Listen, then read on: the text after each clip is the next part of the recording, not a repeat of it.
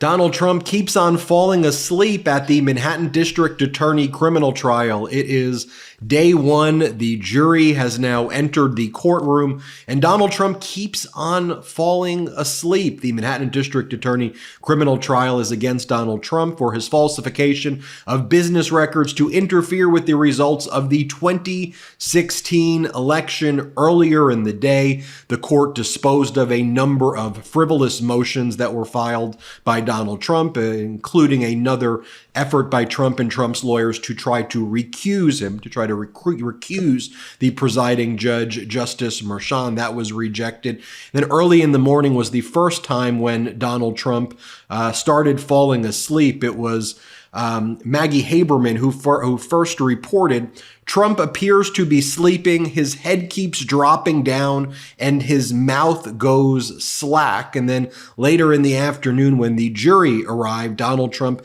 continued to fall asleep. And this had happened throughout the day.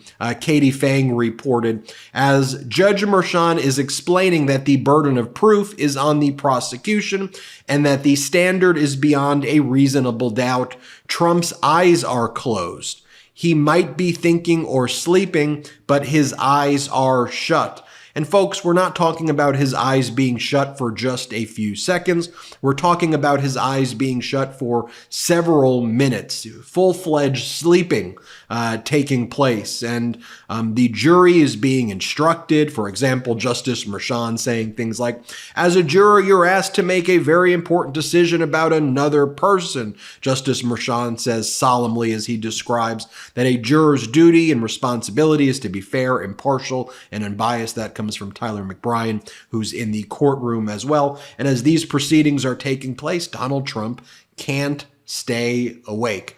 This is an AI photo of what it may look like with Donald Trump sleeping in the courtroom. There are no cameras allowed in the courtroom, so this is a shot that probably looks fairly close to what is going down. Hashtag Sleepy Don is now trending throughout the country and throughout the world right here. You know, I predicted a number of things were going to happen, including that Donald Trump would be found in contempt fairly early in these proceedings. And right away, the Manhattan District Attorney filed a motion to hold Donald Trump in contempt, not for his sleeping and dozing off, but for the threats that he's been making against Michael Cohen, my co-host on Political Beatdown, as well as other witnesses.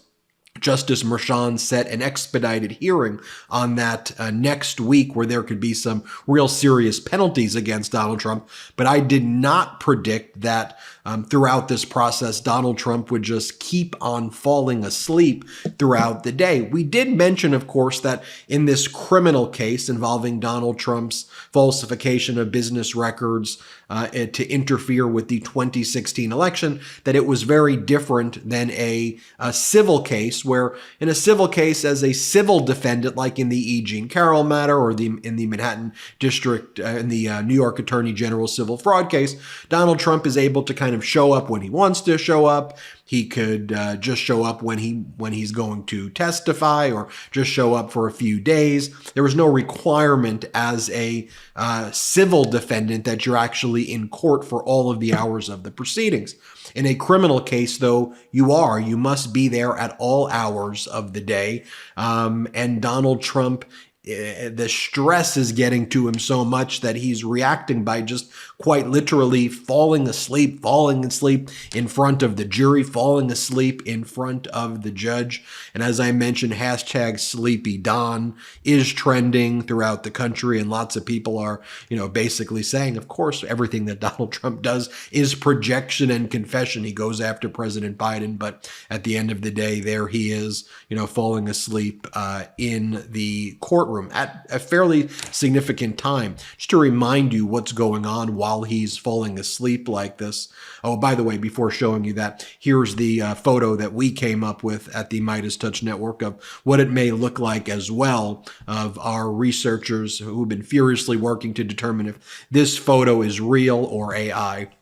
Of course, we're joking here, but there you see Donald Trump right there. 420 is just around the corner. Luckily with Via, you could celebrate the right way. Via's hemp products are the Swiss Army knife of wellness. Need to chill out after a long day? There's a Via gummy for that. Dealing with anxiety or stress? There's a gummy for that. Want to set the mood in the bedroom? There's a gummy for that. Because Via has developed a unique blend of pleasure-enhancing cannabinoids, libido-strengthening herbs, and a low dose of THC, all into one mind-blowing gummy called High Love.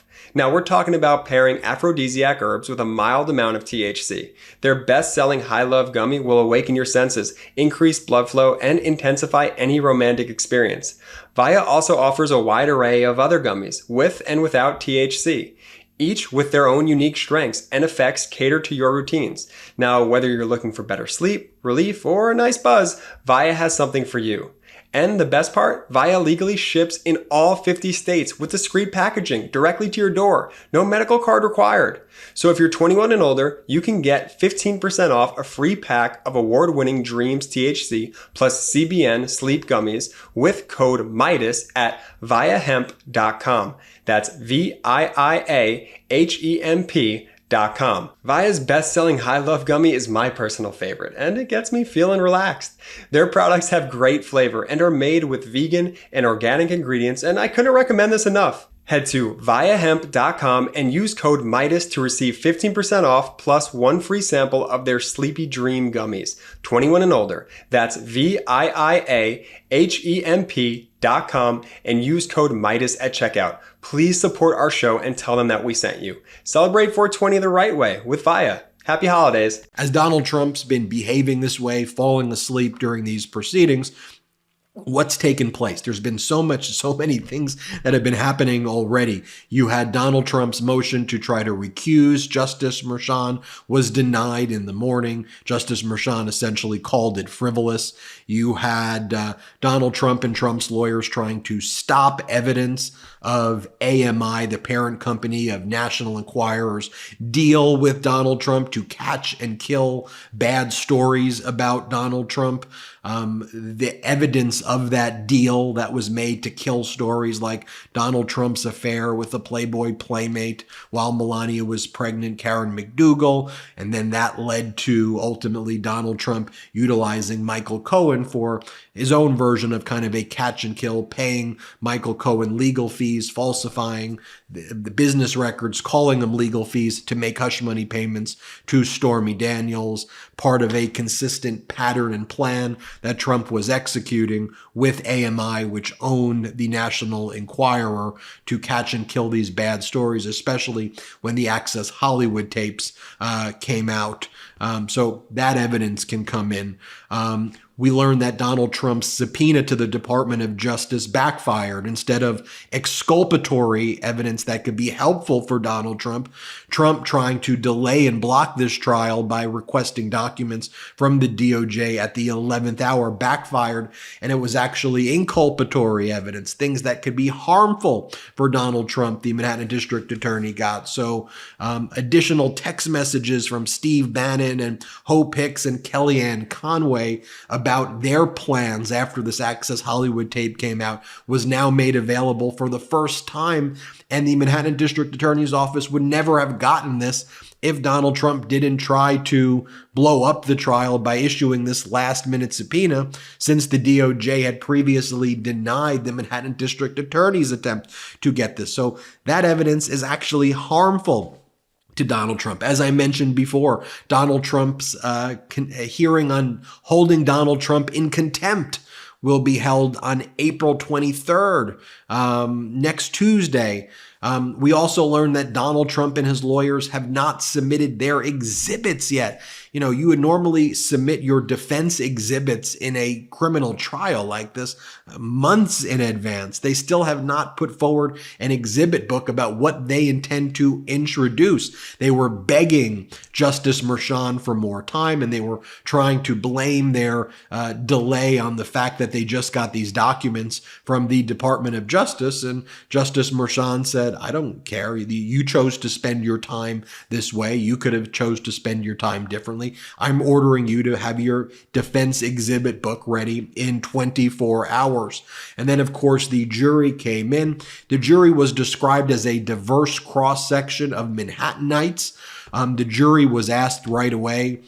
So the way they're doing it is they put 96 jurors in the box in the room itself. Then there's about like 200 other jurors who are waiting to then kind of come in. These are all prospective jurors, because what you have to determine is if you can find 12 jurors who can be fair or impartial through a process called a voir dire, which means to speak the truth, where a questionnaire is provided to jurors about whether they could be fair or impartial. They're asked if they can be fair or impartial, and then the lawyers question them eventually as you kind of winnow it down one by one to see if each prospective juror can be fair or impartial, until you get 12 that you believe can be fair or impartial. From the initial 96 jurors who were in the room, 50 immediately said they could not be fair and impartial, that they would harbor some bias. That left 40.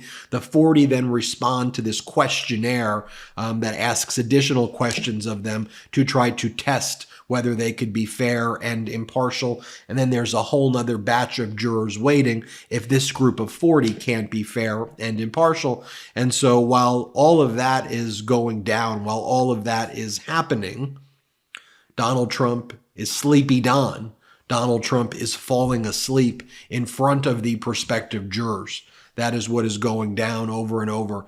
And again, it's something that I had not predicted. I had not thought that he was just going to go there and just fall asleep every single day. But my prediction now is that this is what we're going to see, this pattern over and over again, that he's going to continue to fall asleep there, that he is actually incapable of sitting in a space like that. And this is going to be his day every day. Courts are off on Wednesday. So other than Wednesday, and then it's going to be off for the holidays coming up.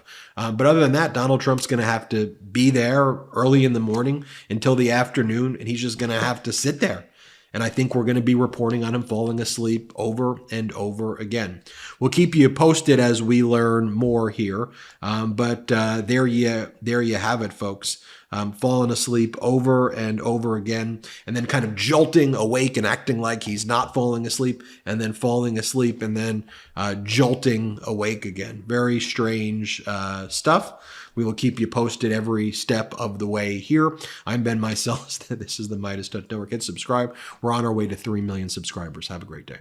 Enough! Send him to the big house, not the White House. Get the new exclusive tees, mugs, and stickers right now at store.meidastouch.com. That's store.meidastouch.com.